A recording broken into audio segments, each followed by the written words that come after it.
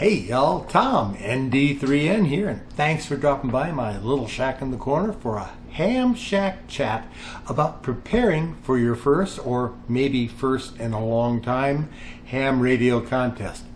Now, I may be making a leap of faith here, but I suspect there are many hams who are interested in contesting, but just don't know how to take the first steps. So in this video, I'll be presenting you with 3 steps you'll want to do for your first contest. In overarching terms, they are choose a contest, gather what you'll need, and finally do the contest, plus one more. 3 steps for your first contest. There are several resources available to you in choosing a contest. The one I use and recommend is the WA7 Contest Calendar. This is the WA7 Contest Calendar, and you can see the link address there, but I will post it down in the video description. Now, let's start by going to the 8-day calendar.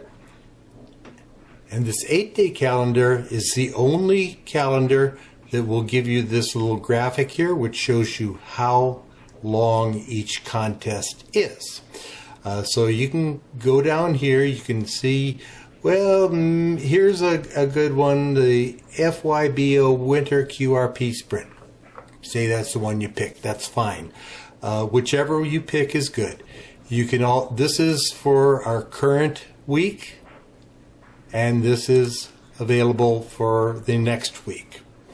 If you want to go further out, you want to go to the 5-week calendar, and we are going to lose our graphics. You can come down here and you just click on the little plus mark. I'm going to select the Vermont QSO Party. So you can pick that up, and it's going to bring a summary. It's going to tell you where the rules are, which is right here, where you submit your log, and give you some other information. You could see that its high power is above 150 watts, low power is 150 watts, and QRP is 5 watts. Your exchange is, if you're in Vermont, your RST and your county. This is typical. If you're outside, you're going to give an RST plus your state or Canadian province.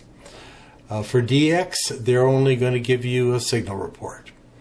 But all the information that you want to have here, how you figure your points, how you figure everything, it's all good. And that's the 5-week. If you want to go further than 5 weeks out, you can go to the 12-month calendar. Now you will probably have to scroll down. It is currently February 4th, so I'm going to go all the way through January and come out here and say, okay, starting at this point, I can go down and start seeing what is out in February and March and April and all the way around till next year, 12 months. It's a great resource, and like I said, I will put the link to it down in the video description below. Another resource for ARRL members is the Contest Corral section in QST. And here it is, right here, and it's listing a bunch of different contests. And this month, the February 2022 edition, it's on page 75. For your first contest, I'd recommend looking for a mode that you're comfortable with, and then finding a shorter contest. Now, those aren't hard and fast rules. Obviously, if you're not familiar with CW, you don't have an inkling, then you'll probably want to avoid those kinds. However, with modern decoders and everything, if you're running them on your computer, you'll probably just fine. On the other hand, if you are well schooled in FT8, you may want to pick that mode for your contest. There are contests that use everything from voice to more obscure modes like Hellscriber. There will be several you can find that will closely match your current experience and skills. Shorter contests do let you plan to operate during a longer percentage of the contest, and a 10-hour contest isn't as daunting or time-consuming as a 48-hour long contest. I'd recommend looking at one of the North American QSO parties or state QSO parties, similar things like that. Now, next, you'll need to gather what you need. You'll need to put your station together so that you can do the contest.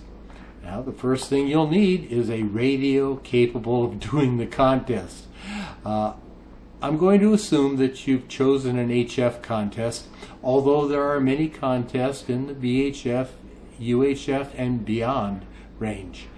The same advice I give for HF rigs is applicable to those on the shorter wavelengths. You don't need to go all out, and if money is an issue, take a look at some older used rigs. But be sure to purchase them from a reputable or reliable seller, preferably somebody you know. Maybe a member of your club has a rig that they need to make space for a bigger rig or a different rig or another rig. You'll find hams are constantly changing and upgrading and doing cool stuff like that. But you know the guy, you know he takes care of his rigs, and he's not going to swindle you. Enough said. Now there are also new rigs available at well under $1,000. That's a video that I put out a few months ago, and it'll show you what's available in that price range. Just be sure to include the cost for anything you might need to add to them. Less expensive rigs don't have certain stuff like external or internal antenna tuners, or an external sound card, or an internal sound card. Now, those two items will easily add $150, $200, or even more to the cost of the rig, putting your total cost in the range of a rig that actually includes these features. Just saying. You'll also need an antenna capable of radiating on contest frequencies. If you need to keep it cheap but still be effective, I'd recommend a home-built 40-meter dipole. They're easy to make and put up. Set up as an inverted V, the apex only needs to be 20 feet up, but higher is better. It will also tune to the 15-meter band, giving you 2 bands to work on. Now, if you want to spend a bit of money, there are a number of multi-band vertical antennas that run from the mid-100s to around $400. Another resource you can use, if it's available, and hopefully these are free, right, is to borrow a friend's shack, and that's a good friend. Or if your local club has a shack, ask them if you can use it. Now, you will need station accessories such as a key and a decoder for CW, a headset for voice, a computer with computer-aided tuning or CAT control for digital modes, so on. You'll also need the appropriate privileges. So if you need an upgrade, start working on that right away. The last thing you'll need is contest logging software. N1MM is a powerful, free program that has a tremendous following. There are multiple user groups where you can get on and ask questions and get guidance on how to make it work, along with multiple YouTube videos that will help get you set up. In my opinion, the best paid contest software is WriteLog. It's what I use, what I've used for years, and it's only $30 a year. Now, I've linked N1MM and WriteLog in the description, and I've also included a listing of other software, contest software available. In summary, pick your contest. Gather what you need. do the contest and submit your log. It's not that hard and it can be very satisfying. It's also a great way to increase your overall log and help toward earning your Worked All States or DXCC or any of a number of other awards. Thanks for watching this video. I hope that I've inspired you to give contesting a try and that this video will help you towards that goal. If you've enjoyed this content and hopefully found it at the very least informational, please give me a like.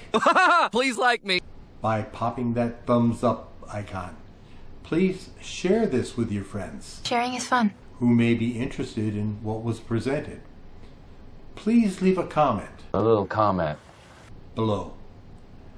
I read every comment and respond to most of them. And finally, please consider subscribing. Be sure to subscribe to my channel, Braz.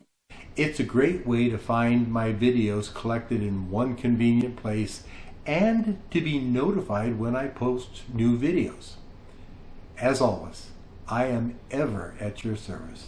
Thanks for dropping by my little shack in the corner for a ham shack chat about getting into your first contest.